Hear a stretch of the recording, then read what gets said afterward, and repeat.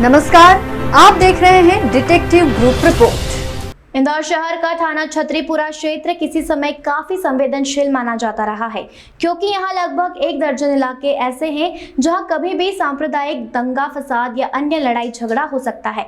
इसके अलावा इस इलाके में किसी समय अवैध धंधों का भी कारोबार जमकर फल फूल रहा था और अब लगभग बंद सा दिखाई दे रहा है। इंदौर शहर के 40 से अधिक थाना क्षेत्रों में थाना छतरीपुरा की अपनी एक अलग पहचान है।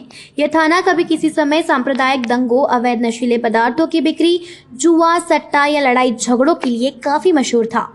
अंतर्राज्यीय बसों से एजेंसी वसूली का मामला भी यहाँ काफी फल फूल रहा था, लेकिन पिछले 1 साल से इस थाना क्षेत्र की पूरी तस्वीर बदली जा चुकी है। वर्तमान में यहाँ की कमान थाना प्रभारी पवन सिंघल ने संभाल रखी है, जिन्हें सफलता का 1 साल पूरा हो चुका है। अब यहाँ पहले की तरह ना तो सांप्रदायिक दंगा फसाद हो रहे हैं और ना ही अवैध रूप से नशीले पदार्थों की खरीदी बिक्री या जुआ सट्टा, क्योंकि इस थाना क्षेत्र की लगभग सभी अवैधानिक गतिविधियों पर पूरी तरह से अंकुश लगा दिया गया है। इसी के साथ यहाँ पर पिछले 10 सालों से संजीवनी बाल मित्र केंद्र भी संचालित किया जा रहा है, जहाँ आसपास की गरीब निचली बस्तियों के गरीब बच्चों को निःशुल्क शिक्षा और रोजगार का प्रशिक्षण दिया जा रहा है। आरक्षक संजय सिंह राठौर के द्वारा इस संजीवनी केंद्र पर काफी सराहनीय योगदान दिया जा रहा है। लगभग 6 वर्ग किलोमीटर के इलाके को कवर करने वाला यह थाना 2.5 लाख से अधिक आबादी वाला होकर के इसमें 25 स्थान ऐसे हैं जिसमें से 12 स्थान काफी संवेदनशील माने गए हैं, वहीं कुछ स्थान कम संवेदनशील हैं। Detective group report news team से चर्चा करते हुए थाना छतरीपुरा प्रभारी पवन सिंघल का कहना है कि उन्होंने गुंडों के खिलाफ कड़ा रुख अपनाते हुए सख्त कार्रवाई की है, जिसका नतीजा यह हुआ कि या तो क्षेत्र के सूचीबद्ध बदमाश जेल में है या फिर वे इलाका छोड़कर जा चुके हैं। वहीं उन्होंने अपने सामाजिक दायित्व के प्रति कहा कि समाजों से लगातार संपर्क आपके कार्य में काफी मदद करता है, क्योंकि इससे आपका जुड़ाव सीधे जनता के बीच हो जाता है। सर, एक समय एजेंटी के लिए अवैध शराब विक्रय के लिए ये क्षेत्र काफ़ी कुख्यात था और आपके आने के बाद में काफ़ी कुछ कंट्रोल किया, बहुत कुछ कंट्रोल हो चुका है। उसके पीछे क्या कारण रहा? क्या पहले अधिकारी सख्त नहीं थे या सही तरीके से काम नहीं कर पा रहे थे? ये तो नहीं कह सकते कि पहले क्यों नहीं हो पाया, पर अभी का हमने जो हमने योजना बनाई थी उसमें यही था, जहाँ जहाँ अवैध शराब का विक्रय करने वाले व्यक्ति थे उनके खिलाफ हमने सख्त कार्रवाई की है। उसमें बहुत से तो गुंडा लिस्ट में थे, उनको जिला बदल रहने से करके कहीं ना कहीं वो जेल में या फिर थाना क्षेत्र से बाहर रहे। एजेंटी में भी काफ़ी लोग सक्रिय थे जो गुंडा तत्व के थे, उनके खिलाफ सख्त कार्रवाई की है। और निश्चित रूप से अगर आपकी मंशा अच्छी है काम करने की तो अपराधों पर भी कंट्रोल होगा और पब्लिक को भी एक अच्छा मैसेज जाएगा। सर, समाज के प्रति क्या दायित्व होता है एक वरिष्ठ पुलिस अधिकारी का? समाज को कितना समय दे पाते हैं? क्योंकि समाज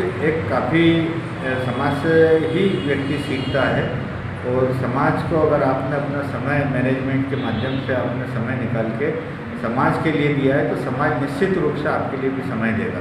तो समाज से बहुत कुछ चीज़ें सीखी जाती है, उसी को हमारे जो जॉब है उसमें भी उसका उपयोग होता है।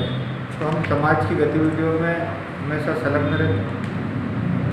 सर, जैसे काफ़ी संवेदनशील क्षेत्र है आपका, विशेषकर हिंदू मुस्लिम और दूसरे भी तबके के लोग रहते हैं, कई बार अचानक से जो स्थितियां निर्मित हो जाती है उसे लेकर किस तरह से तत्काल कंट्रोल होता है?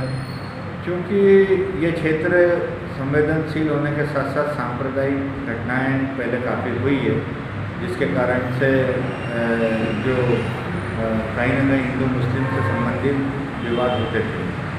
अब चूँकि हम समय समय पर मीटिंग लेते हैं, दोनों समाज के जो वरिष्ठ लोग हैं उनसे वार्तालाप करने से एक तो उनसे रिलेशन हो जाते हैं, कोई भी घटनाएं होने की संभावनाओं के पहले ही हमें जानकारी मिल जाती है, तो हमें उसको सख्त रूप से दबा देते हैं।